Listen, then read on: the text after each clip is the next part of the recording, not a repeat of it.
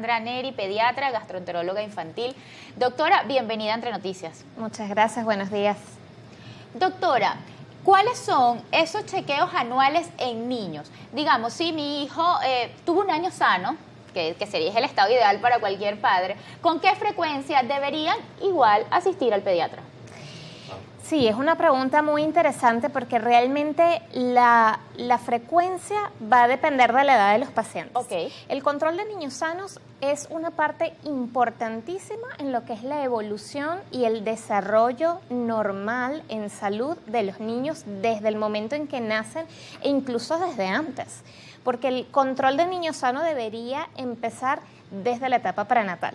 Ese primer control que tenemos las madres, los padres cuando estamos esperando a nuestros hijos es importante porque nos va preparando para la llegada de este nuevo miembro desde el punto de vista de cómo lo vamos a cuidar, de los primeros cuidados, de la alimentación. ¿Las vitaminas que tiene que consumir la mamá? Absolutamente todo, como la alimentación que tiene que tener la madre para su salud y por supuesto para lo de este nuevo miembro que está por llegar.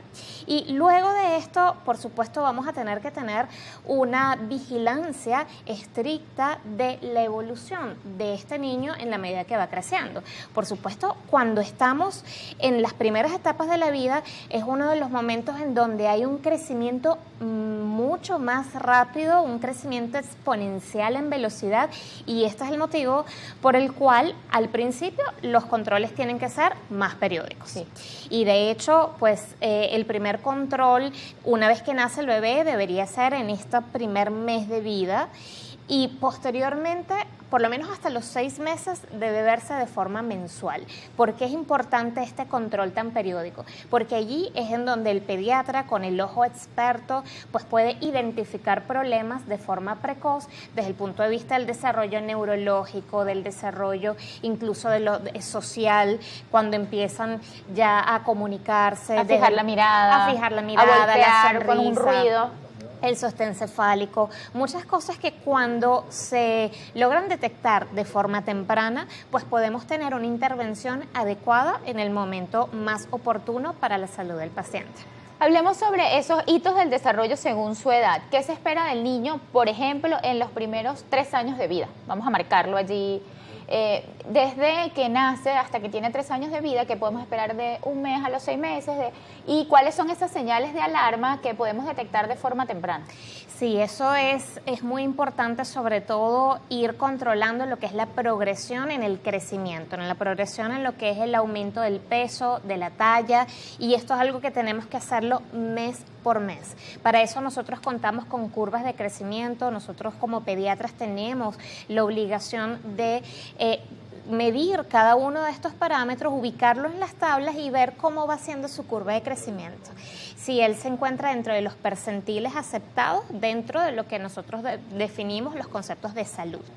Y no solamente ver el peso y la talla, sino ver cómo este niño, desde el punto de vista neurológico, va alcanzando estos hitos. Desde que empieza a gatear, desde que empieza, o incluso antes, a voltearse, luego a sentarse, a gatear, cuando empieza a pararse, a dar sus primeros pasos, la comunicación, cuando empieza a decir estas primeras palabras. Nosotros tenemos que estar al tanto de cuando hay un retraso en el desarrollo neurológico y biológico en general, cuando vemos que de repente estos hitos no se van cumpliendo de la forma en que lo vamos esperando, y eso es uno de los motivos por los cuales es importante realmente tener el control para inicialmente pues indicar fisioterapias o medidas en casa, porque muchas veces solamente con la información que se le da a los padres y el entrenamiento adecuado que se le da a los padres es suficiente para lograr alcanzar los hitos que probablemente el niño necesite apoyo. Usted hablaba del gateo y le quiero preguntar, hay bebés que se saltan el gateo, las mamás se emocionan, comenzó a caminar inmediatamente. ¿Por qué es importante que el niño gatee?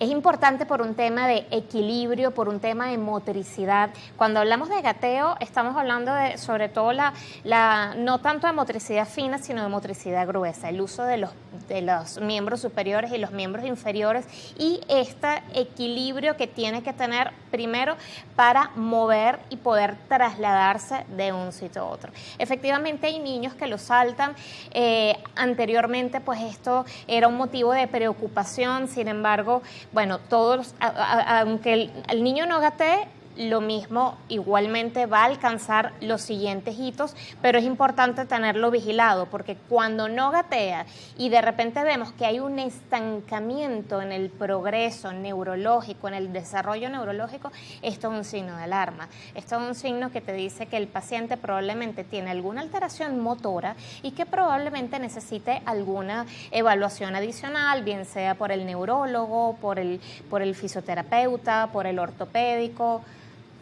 Doctora, la alimentación, la importancia de la leche materna en edades tempranas, lo repetimos siempre acá en Globovisión, pero como usted está acá, vuelvo a hacer esta pregunta.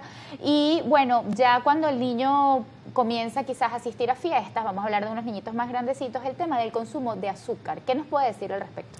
Sí, la lactancia materna es el alimento primordial para la salud de todos nuestros niños. Realmente se aconseja que sea de forma exclusiva durante los primeros 6 meses de vida y que pueda extenderse por lo menos hasta los 2 años. Y esto realmente tiene motivos biológicos y científicos que avalan que el niño, mientras más lactancia materna recibe, pues tiene mayor factores de protección sobre muchos aspectos, incluso desde el punto de vista metabólico, ¿no?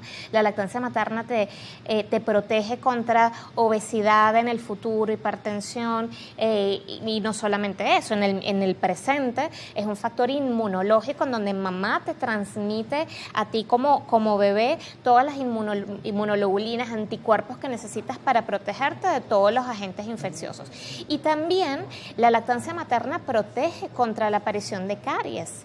Entonces también esto es importante. Y en relación al consumo de azúcar, nosotros tenemos que tener muy claro que el azúcar no debe ingerirse en niños menores de 2 años, ¿no?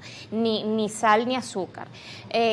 Luego de los 2 años, cuando empieza el consumo de azúcar, nosotros tenemos como representantes no solo que limitar el consumo, o sea, tenemos que saber cuál es la justa medida en donde el paciente puede consumirlo de repente de forma eventual en una fiesta, en un acto social, pero con cuidado de que tenga un aporte nutricional completo, en donde haya un aporte de proteínas, de carbohidratos, en donde tenga un consumo de frutas y vegetales de forma diaria, en donde garanticemos que estamos cubriendo todos los requerimientos nutricionales calóricos que necesita, a pesar de que eventualmente pueda haber un consumo de azúcar. Y también considerar el tema de la higiene bucal y del cepillado dental desde el mismo momento en que empiezan a aparecer los dientes. Hay muchísimos niños con caries. Muchísimos niños con caries, porque desde que salen el primer diente, y estamos hablando alrededor de los 6 meses de vida, ya tiene que empezar a haber una higiene bucal, incluso desde antes. Aunque el paciente no tenga dientes, hay que tener una higiene de la encía para evitar lo que es la moniliasis o la candidiasis oral, justamente por una escasa higiene después de que come, y ya cuando aparecen los dientes, empezar lo que es el cepillado y el control con el dentista pediatra oportuno. Doctora, siguiendo con el tema de la alimentación y bueno, tomando en cuenta que usted es gastropediatra, la intolerancia, ¿cómo saber si nuestro hijo es intolerante a algún alimento y si en muchos casos esta intolerancia se puede presentar desde la niñez? Porque sabemos de adultos que, bueno, luego son diagnosticados con alguna intolerancia, pero ¿cómo saber si desde la niñez, o si es posible saberlo, nuestro hijo, bueno, es intolerante a ciertos alimentos? Sí, realmente nosotros como gastroenterólogos pediatras podemos incluso predecir el paciente que tiene riesgos de tener algún tipo de intolerancia, porque hay una carga genética que llevas contigo. Cuando hay antecedentes familiares, bien sea padres, hermanos, de atopia, de asma, de alergias, ya tú puedes predecir que este paciente tiene el riesgo de sufrirlas. E incluso en este paciente, cuando conoces que tiene el riesgo o lo identificas, puedes tomar algunas medidas para tratar de alguna forma de evitarlo. Y esos son los pacientes en los que tú dices, bueno, a la hora de escoger una fórmula, en caso de necesitarla, escogemos cuál fórmula en particular para prevenir el riesgo de aparición. Pero una vez que aparecen, los síntomas más importantes o los más comunes siempre van a ser síntomas gastrointestinales como el dolor abdominal, la diarrea o incluso el estreñimiento, pero no solamente, pueden haber síntomas respiratorios como aquel niño que siempre tiene síntomas respiratorios, siempre tiene cuadros de rinitis a repetición o tos a repetición o asma a repetición, y también síntomas a nivel de la piel, la aparición de eczemas o no tanto eczemas, sino lo que conocemos como dermatitis atópica, que está relacionado sobre todo a la alergia a la proteína de leche de vaca. Entonces, el pediatra y el gastroenterólogo pediatra en especial puede identificar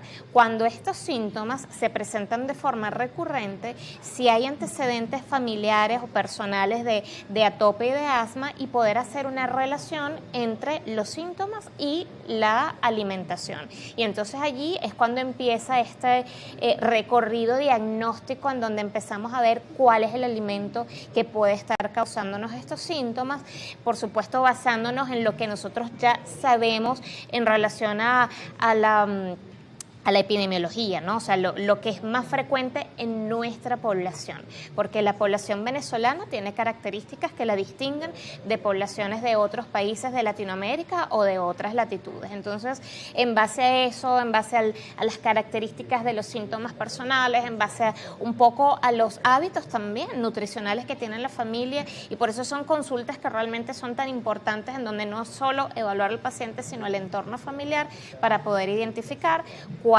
es el síntoma, cuál es la causa del síntoma y de consecuencia el tratamiento ideal para ese paciente. No, y además cómo mejora la calidad de vida de este niño si es diagnosticado a tiempo, porque como decimos, hay adultos que luego descubren que son intolerantes y a lo mejor es algo que desde pequeños pudiéramos atender. Así es, tienes toda la razón, y de hecho, cuando estas intolerancias, alergias no son diagnosticadas y de consecuencia no tienen un tratamiento, pues las van arrastrando durante la adolescencia, durante la etapa adulta, y pues la idea es justamente prevenirlo. Doctora, el esquema de vacunación, esas vacunas que no pueden faltar en los primeros 5 años de vida. Nosotros en la Sociedad Venezolana de Pediatría y Puericultura tiene nuestros esquemas que se van actualizando año por año. Y es importante siempre tener el esquema al día desde el momento en que nace el bebé, en donde ya tienen que aplicarse las vacunas, la BCG, la polio, incluso la hepatitis B, y luego el esquema de los 2, 4, 6 meses con las vacunas correspondientes, ¿no? La pentavalente, la polio, la rotavirus, y luego de esto pues el niño descansa después de los 6 meses hasta el año y medio, en donde empiezan a tener los primeros refuerzos, y los segundos refuerzos luego a los 5 años. ¿Por qué tenemos que cuidar también las horas de sueño de nuestro pequeño? Porque el sueño es muy importante a la hora de tener un desarrollo neurológico adecuado.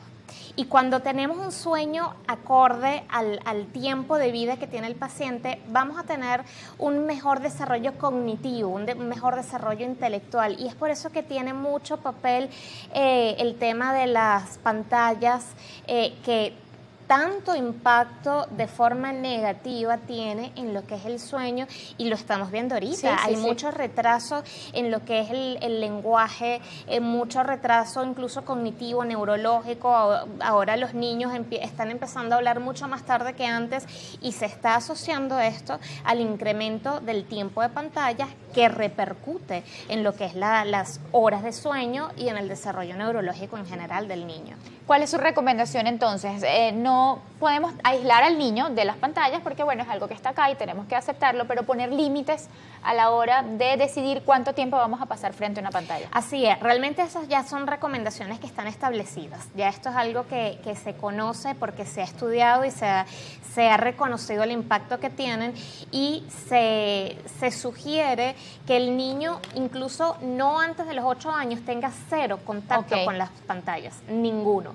Y a partir de esta edad, entonces Entonces sí, limitar el tiempo a media hora, 1 hora, 2 horas en la medida que van creciendo y sobre todo alejados de las horas nocturnas para que no tenga un impacto negativo en lo que es el sueño del paciente. Gracias, doctora. Vamos a hacer una pausa, pero usted sigue conmigo acá en el estudio. Ya Claro que estamos, bueno, dedicándole este bloque a